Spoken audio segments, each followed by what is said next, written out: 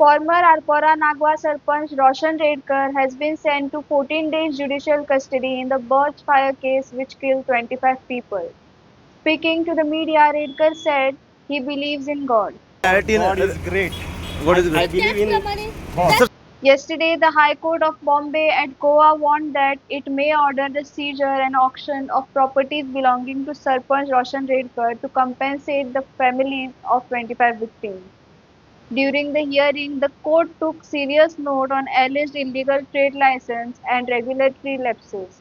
As highlighted by the amicus curiae, the matter has been listed for further hearings on February 24.